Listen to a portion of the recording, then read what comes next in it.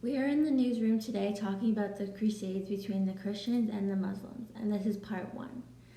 When Islam was first founded, there were periods of peace between Christians and Muslims, but there were still armed conflicts.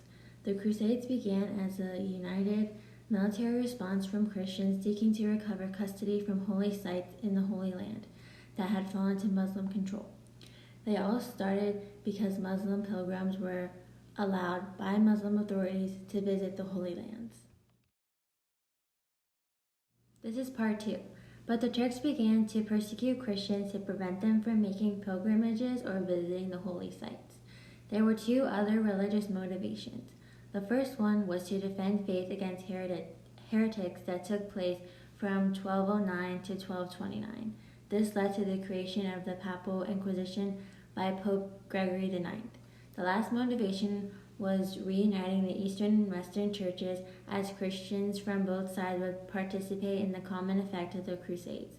There were 8 Crusades in total, but we are only going to focus on the first Crusade. Here I am with our first witness of the First Crusade. Hi, I'm Yargin Sian. Can you please tell us something about yourself? I am Simple Turkish commander. Tell us, how are you involved in the First Crusade? The Crusaders went to attack Antioch.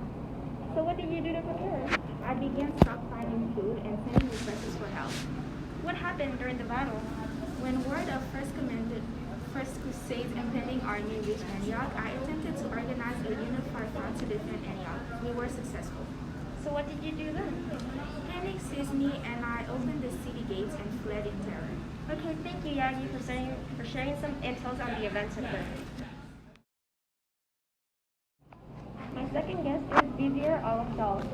Hi, I'm Vizier Alafdal, and I led the Crusade army in the Battle of Ascalon. Tell us, what is your insight on the Crusade?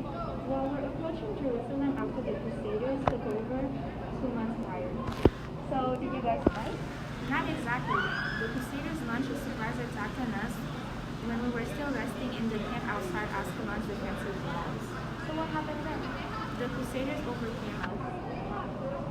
What did the Crusaders do after? The Crusaders might arrive at the camp's heart and stole things like swords. What? Did anyone escape? I escaped back to Egypt. Thanks, Mr. Vizier. Part 1. The First Crusade was from 1095 to 1099, and its goal was to gain control of Jerusalem. It ended as a military success. The First Crusade set out from Constantinople and they called on Pope Urban III in 1095. But in June 1097, they captured Nicaea and Antioch. In June 1098, Jerusalem fell on July 1099. This caused a massacre of Muslims and Jews. When the battle finally ended, some knights went home, while others remained and ruled the Crusader states of Jerusalem and the surrounding areas until 1187. Now I will talk about 2 specific major events that happened in the First Crusades. The first is the Siege of Antioch from October 20, 1097 to June 28, 1098. This marked the arrivals of the First Crusade.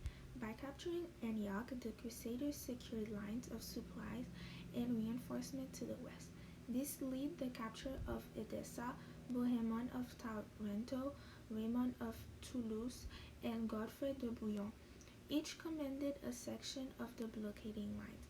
The Turkish garrison was commanded by Yagi Sian, and they summoned a relief army, but they were defeated by the Crusaders before they reached Antioch. Part 3.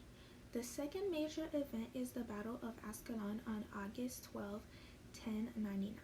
This battle was led by Vizier Alafdan and 50,000 troops.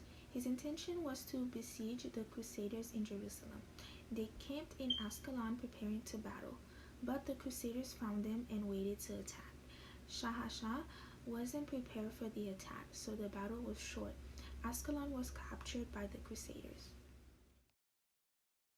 At the end of the First Crusade, the Crusaders overcame the Turks and took back Jerusalem, so it was a win for the Crusaders and an overall success.